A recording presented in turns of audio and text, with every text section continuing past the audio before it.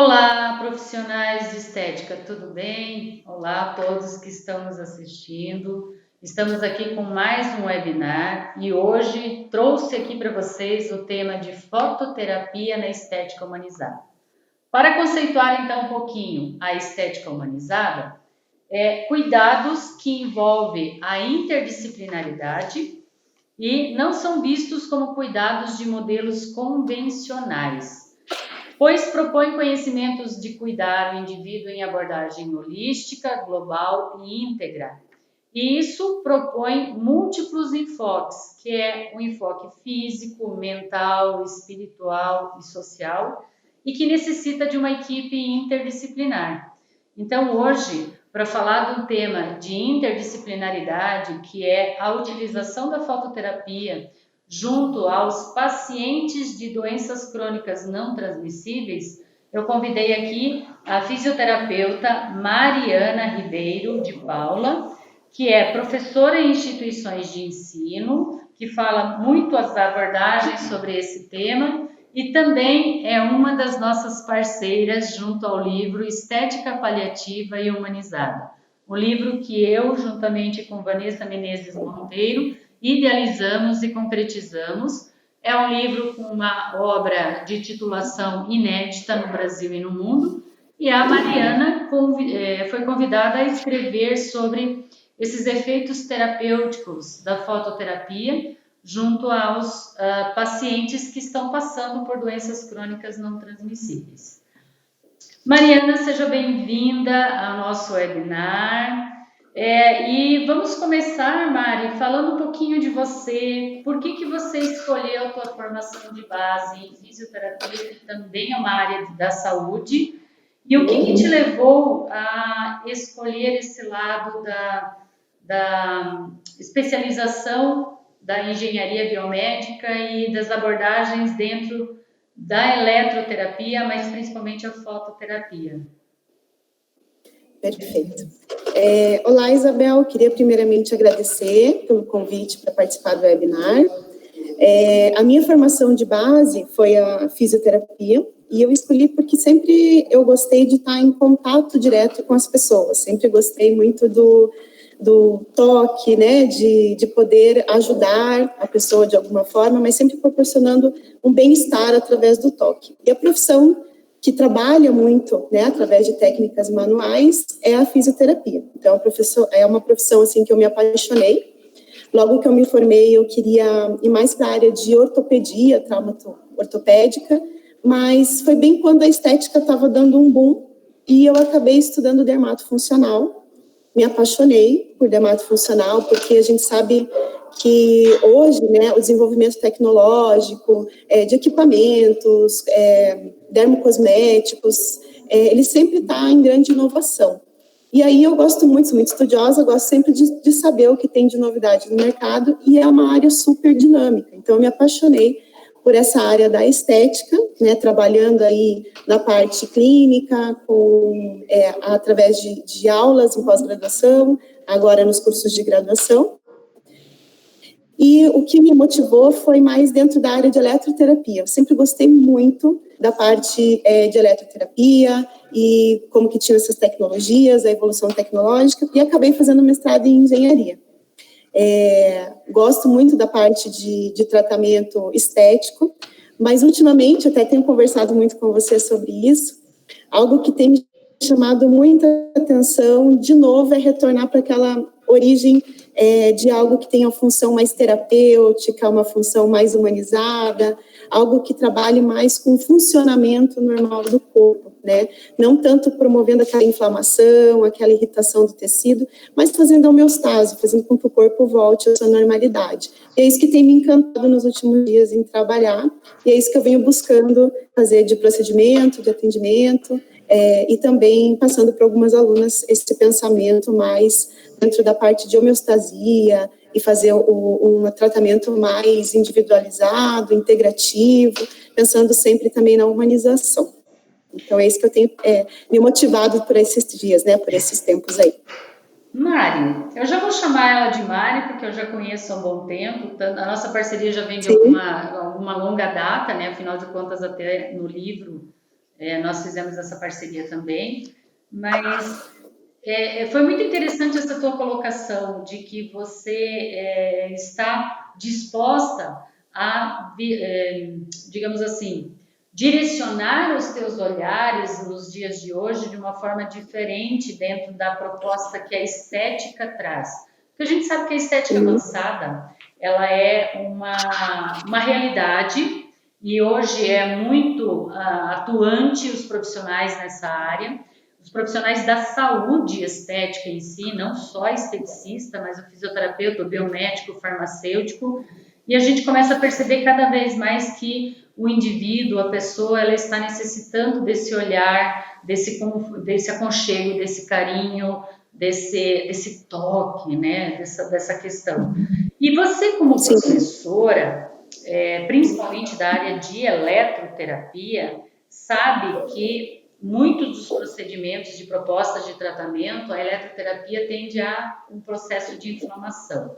Eu vou contextualizar aqui para você poder expor para nós essa modulação, essa biomodulação. Porque, veja, para procurar beleza, eu vou provocar um processo inflamatório. Para melhorar a celulite, melhorar a gordura, melhorar a flacidez, estrias, enfim. Mas hoje, o indivíduo ele está vivendo cada vez mais. O ser humano ele está tendo uma projeção, perspectiva de vida de 80 anos, 85 anos para a mulher e assim por diante. Essas exposições que a gente tem de escolhas na vida, de processos inflamatórios, seja ela pela alimentação, como já ocorreu em alguns debates de webinar anteriores, seja ela por escolhas de vida, né, que é hábitos inadequados, sedentarismo, tabagismo, mas também por esses estresses oxidativos provocados. Quando eu digo provocados, eu estou justamente falando da parte da estética avançada. O que é esse estresse oxidativo, esse processo de inflamação e o que isso tem a ver com, eu não digo com a possibilidade, mas podem colaborar de alguma forma nas doenças crônicas não transmissíveis, porque essas doenças crônicas não transmissíveis, elas vão sendo adquiridas com o passar do tempo. E é fato, os estudos mostram que o estresse oxidativo em excesso no meu organismo são colaboradores ao aparecimento de doenças crônicas, como oncologia, por exemplo. Consegue fazer uma explanação, uma ligação com esse link?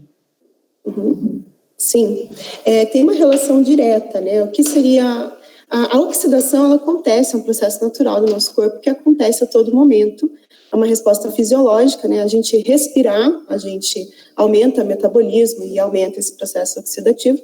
O problema é quando você tem uma reação, um estresse oxidativo, que foi o que você acabou de falar, que seria o quê? Um aumento muito grande de radicais livres.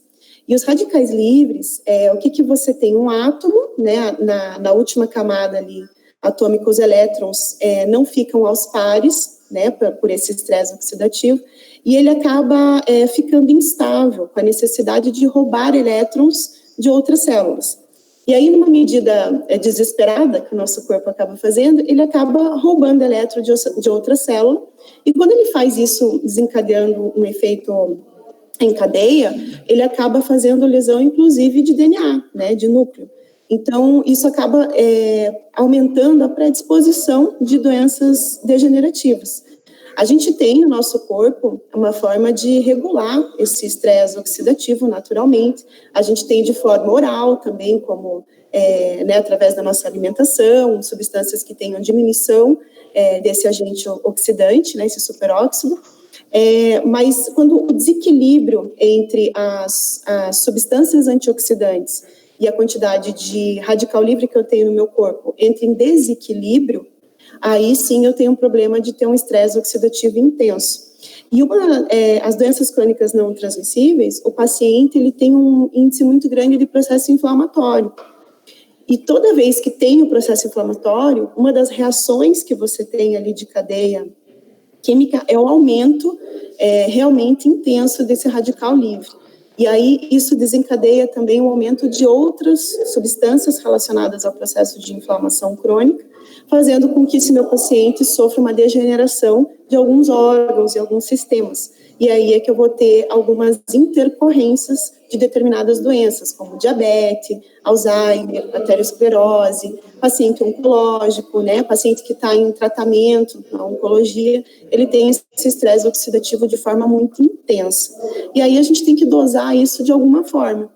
E uma forma de fazer essa dose é através da alimentação, como você falou, que você falou bastante sobre a alimentação, é uma forma que a gente consegue. O nosso próprio corpo ali na mitocôndria, ele consegue produzir uma enzima que equilibra esse estresse oxidativo, que é a superóxido dismutase. Então, ela consegue fazer esse equilíbrio, essa inibição da quantidade de radical livre que a gente tem no corpo. E aí a gente tem essas medidas terapêuticas que podem promover, facilitar essa inibição do estresse oxidativo intenso, principalmente nas doenças crônicas não transmissíveis, né, como você acabou de comentar. Olha que bacana, então isso a gente poderia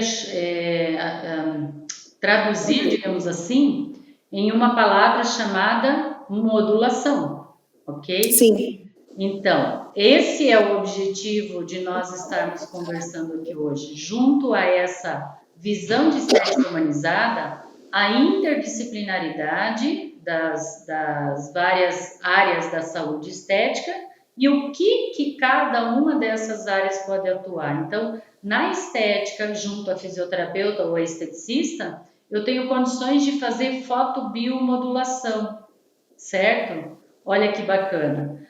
E, além do que, nós também vamos trabalhar com o maior instrumento que nós temos, o maior e o melhor, que é a mão, o toque, que também vai me proporcionar diminuição de produção de determinados hormônios que contribuem para esse estresse oxidativo. Ok, então vamos lá, vamos definir o que é a fotobiomodulação e como fazer isso, hein, Mari? Diz para nós como seria essa forma de fotobiomodulação. É invasivo, Perfeito. não é invasivo, é agressivo, não é agressivo, é tranquilo, não é tranquilo? Perfeito. Eu sou fã de fotobiomodulação. Como eu falei, fiz a parte de engenharia pensando em alta tecnologia.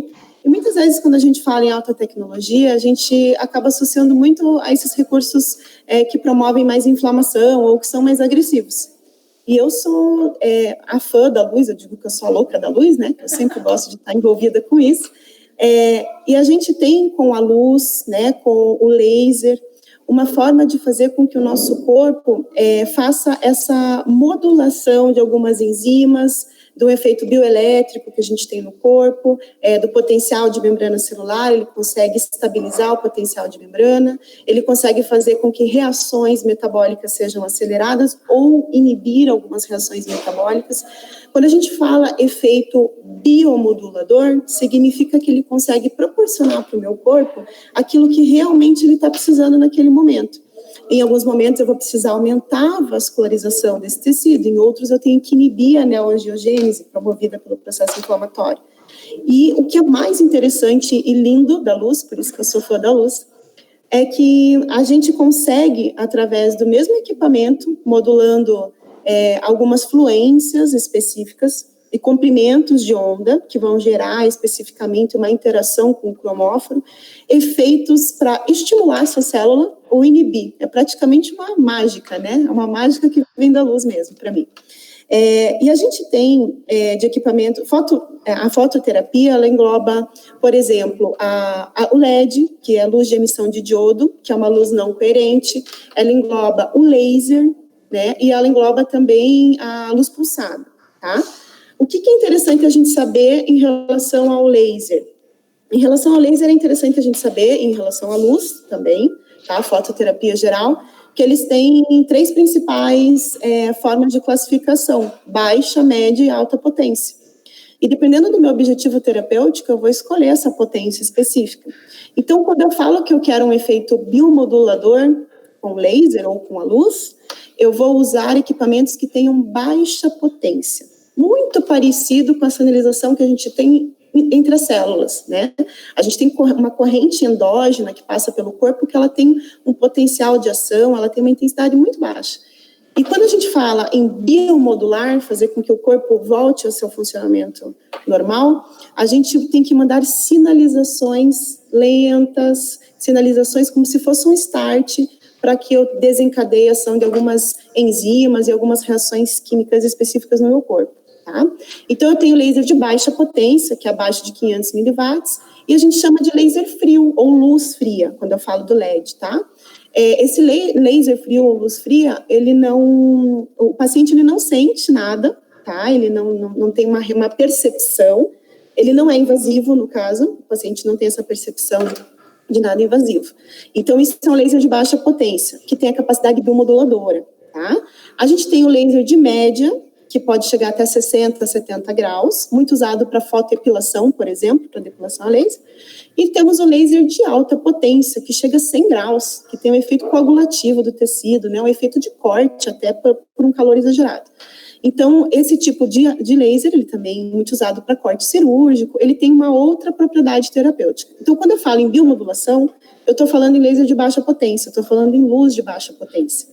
E aí, ele é um equipamento indolor, e que ele vai ter diversos comprimentos de onda, dependendo do meu objetivo terapêutico, para ter uma interação específica com o meu cromóforo, que é a minha biomolécula que vai absorver luz. Então, as nossas biomoléculas, a melanina, a hemoglobina, a água, né, elas conseguem absorver a luz, e quando elas absorvem, elas desencadeiam reações químicas e reações enzimáticas. Olha que bacana. Aqui no capítulo que você escreveu do livro, você comenta sobre os cromóforos e você comenta sobre esses efeitos fisiológicos e você tem uma demonstrativa aqui de como usar o ILIB. Você tem um ILIB para estar mostrando para a gente? Tenho. Vamos para a luz. Toda vez que eu encontro a Mari, eu falo, vamos para a luz, vamos para a luz, siga a luz. Às vezes tem que cuidar com a luz, né? Toda luz que é boa. Não é toda luz que a gente pode seguir, né? Exatamente, pode ser que a gente não volte. Mas essa luz é uma luz muito boa, tá?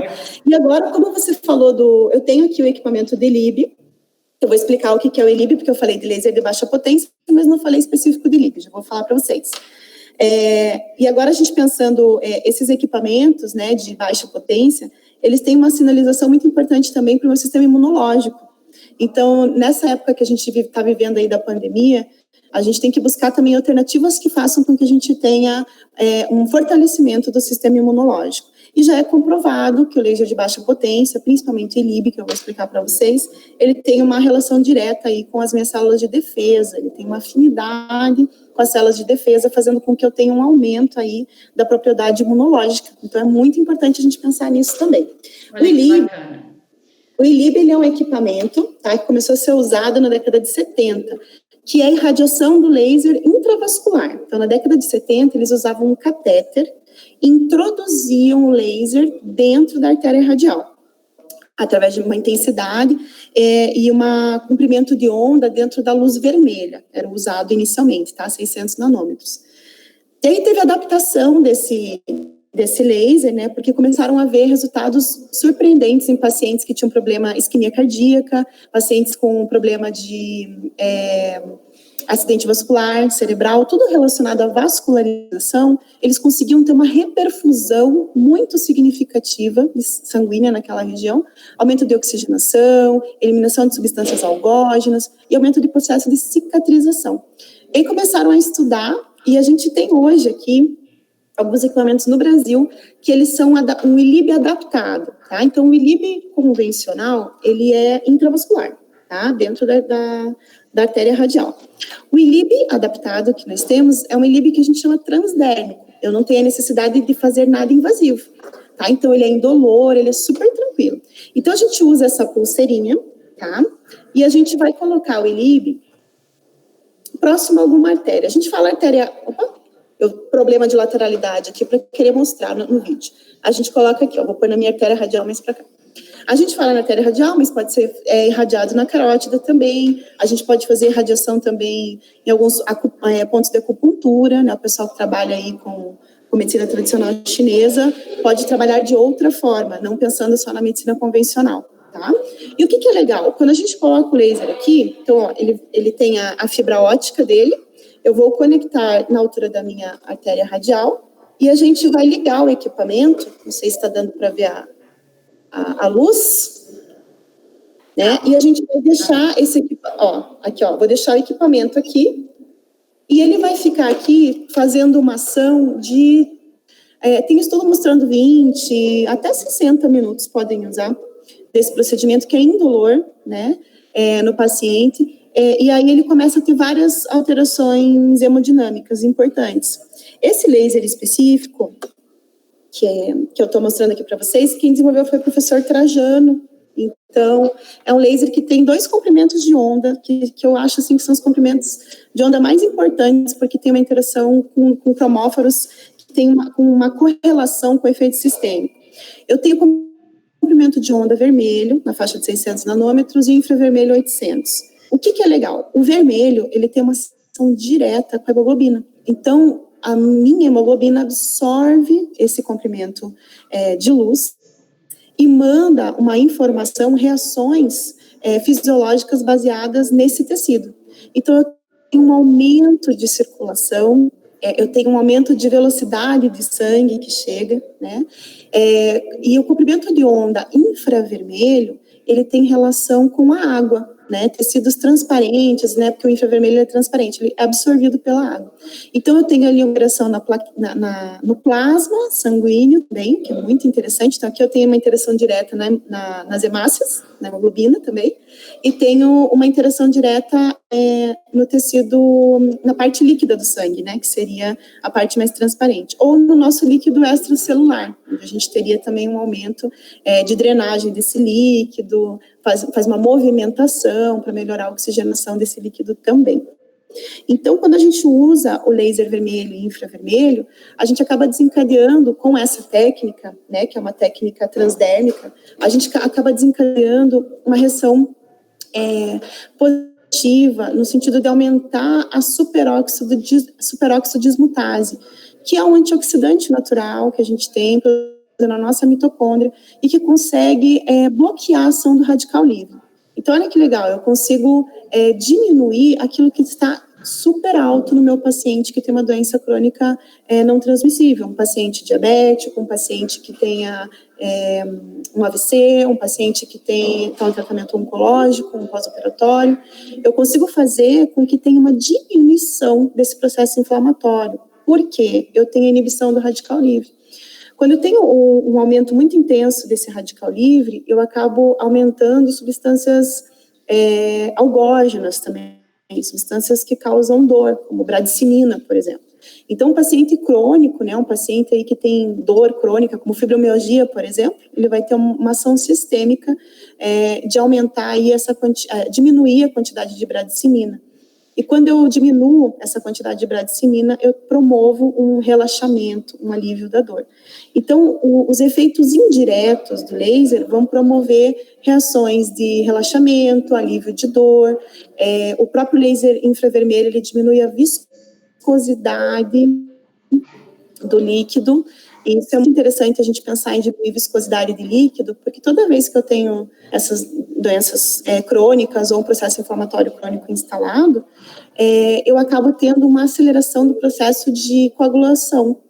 E isso me aumenta a predisposição a formar trombose, a predisposição à formação de coágulos, né, tromboembolia, trombose, que são doenças aí que acabam piorando o quadro do paciente, né, quando isso acontece. E se eu tenho um equipamento que consegue promover esse efeito de diminuir a viscosidade, eu consigo diminuir o risco, inclusive, de tromboembolia, o risco de coagulação intensa no processo inflamatório, trombose. Então, é muito bom a gente poder associar esse tipo de procedimento, pensando também em outras intercorrências que podem acontecer com o meu paciente.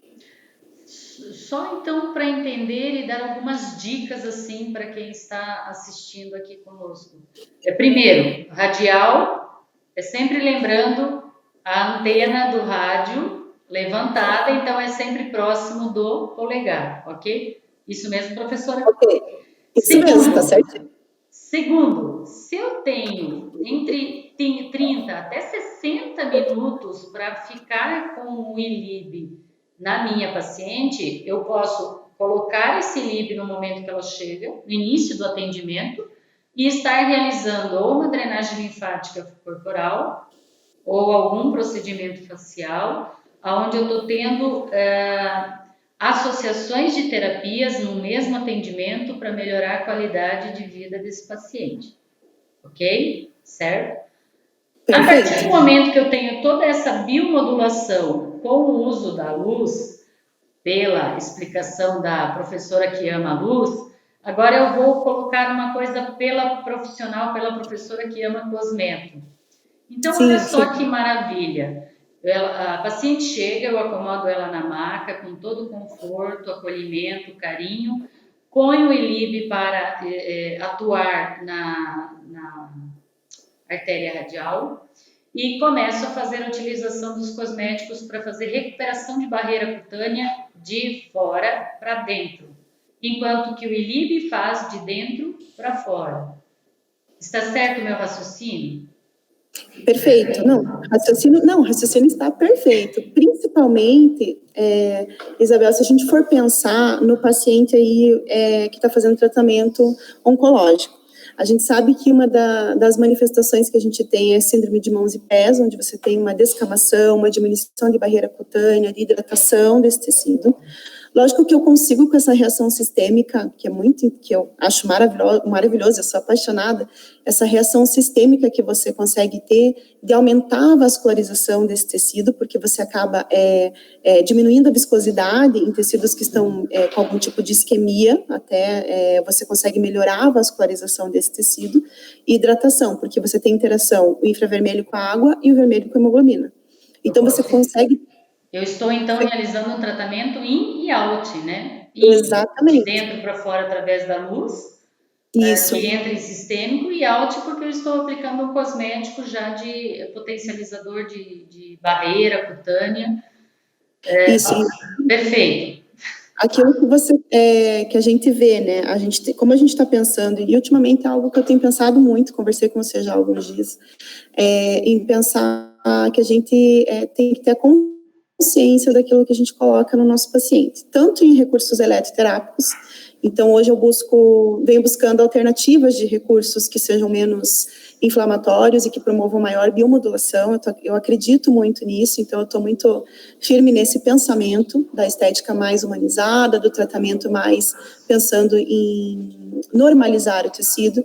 E aí, quando a gente coloca um cosmético, a gente tem que pensar que ele tem que ter a mesma similaridade que o meu tecido tem. Então, não adianta eu trabalhar com um recurso tecnológico super interessante, humanizado, como eu penso, né, que pensa na biomodulação, e não usar um cosmético que tem uma base que seja compatível. Então, a gente sabe ali de cosméticos que têm xenobiótico, que aumentam o risco também de câncer, né, em alguns pacientes, né? Então a gente tem que pensar também em cosméticos que sejam com bases biocompatíveis, né? Então a gente tem que pensar em tudo, não só no recurso eletroterápico, mas no que eu vou usar no paciente e o que eu vou indicar, porque não adianta eu não indicar nenhum tipo de procedimento para que esse paciente faça em casa também. Então, a responsabilidade do esteticista, do fisioterapeuta, profissional da saúde, né, da área da estética, é saber o conjunto, né, não somente um recurso isolado. Ele tem que entender que ele vai ter que trabalhar esse paciente como um todo, pensando em todos os recursos e associações terapêuticas que ele vai ter que colocar ali.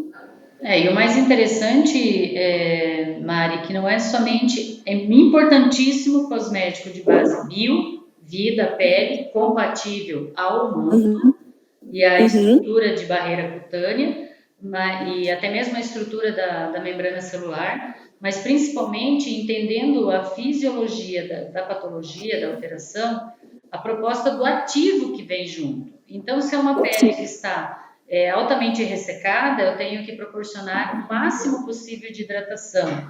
Uma pele que está altamente quente ou irritada ou coçando, eu preciso colocar alguma coisa que refresque a pele, que tenha uma proposta de refrescância imediata. Ao mesmo tempo que eu tenho que pensar eu preciso, além de recuperar a barreira cutânea, prevenir que durante o tratamento dessa doença crônica, seja esse tratamento a hemodiálise, seja esse tratamento a quimioterapia, prevenir as possíveis alterações no maior órgão do corpo humano, que é a pele, que é onde nós, na estética, vamos atuar, prevenir que ela tenha essas intercorrências. Então, a proposta da estética humanizada, ou de olhar o paciente nos seus cuidados paliativos, não é só na terminalidade, gente, é a partir do diagnóstico, ou até mesmo antes de começar os tratamentos, já fortalecer o organismo de forma sistêmica pela luz e utilizar os cosméticos que venham a fortalecer essa pele para que essas intercorrências que vão causar desconforto nos clientes, nos pacientes, aconteçam, né? Porque assim você tem uma qualidade de vida desse paciente. Ter o diagnóstico do câncer não significa que você tem a morte já em seguida. Você tem sim um novo capítulo do teu livro para ser escrito, tá? Você vai virar a página e iniciar um capítulo novo. Hoje existem casos de pacientes que trataram o câncer diagnosticado e que vivem décadas para além do tempo do câncer. Então, essa qualidade de vida precisa sim ser alcançada durante os cuidados da estética, com visão humanizada, com visão paliativa. Muito interessante saber que nós temos todas essas possibilidades na nossa área de atuação. Muito interessante. E as considerações finais, professora Mariana? Vamos para a luz? O que você deixa de... o que você poderia trazer assim para conquistar mais ainda a ideia desse profissional que está nos assistindo com esse novo olhar? Então, eu acho que é algo muito particular. Eu trabalho já na área da estética há mais de 20 anos. Foi algo que eu tenho sentido nos últimos 5 anos, essa necessidade de uma visão mais humanizada, uma visão dentro de uma terapêutica onde você consegue reabilitar esse tecido. Quando a gente fala da pele, né, é o maior órgão do corpo humano, então muitas vezes é um órgão banalizado, né, onde a gente, é só passar um creme. Não. Você tem que pensar em todas as reações metabólicas, né, todas as reações enzimáticas que estão associadas a isso. E a gente sabe também que a pele está diretamente relacionada ao nosso sistema nervoso, né? Então, repercussões que acontecem emocionalmente, elas acabam aparecendo na pele.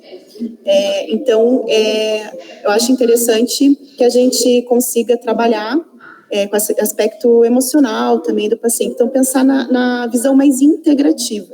Então, acho que quem gosta muito desse tratamento mais humanizado, de estar mais próximo, né, no toque, né, com a parte de massagem, de cosméticos específicos e terapias mais biomoduladoras, eu acho que é uma área que tem tudo a ver, é uma área mais, não é recente, é uma área que já há muito tempo atuam, né, dentro desse tipo de atendimento.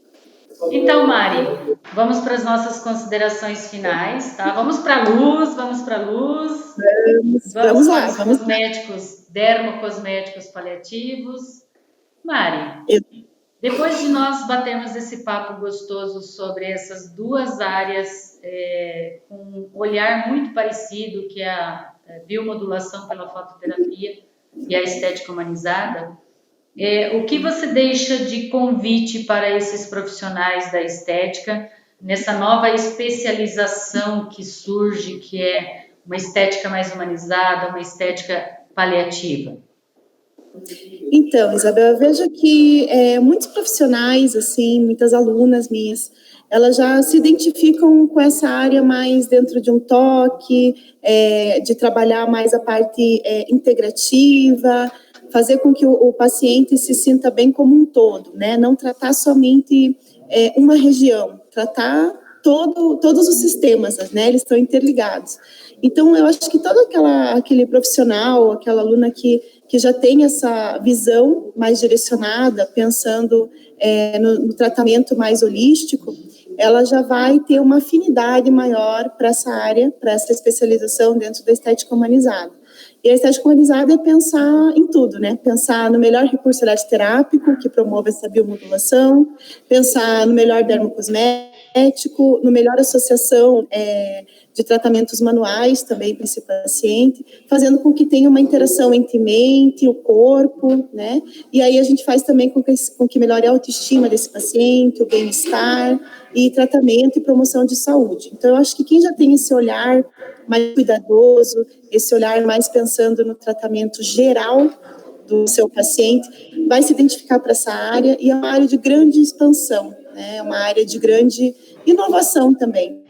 Com certeza, porque cada vez mais vivendo na área da tecnologia, na área do artificial, eu acho que as pessoas estão precisando desse olhar, desse toque, desse aconchego, né? Então, pessoal, fica aí o convite, nosso convite, de você buscar conhecer um pouco mais, afinal de contas, essas são as funções, os nossos objetivos do webinar na área da estética humanizada. Mostrar todas as possibilidades desse novo olhar, dessa nova especialização. Então, como a Mari também colaborou com o capítulo do livro Estética Paliativa Humanizada, eu convido a todos vocês a conhecerem e estar sempre em contato, nos acompanhando junto às abordagens feitas no webinar, porque com certeza vai acrescentar muito conhecimento de vocês e vai abrir muitos olhares para esses novos caminhos, esses novos direcionamentos. Mari, muito obrigada pelo seu tempo precioso, pela sua participação, que foi ímpar aqui junto com a gente, tá? Pessoal, um forte abraço a todos vocês e nos vemos por aí. Tchau, tchau, Mari. Tchau, tchau. Até.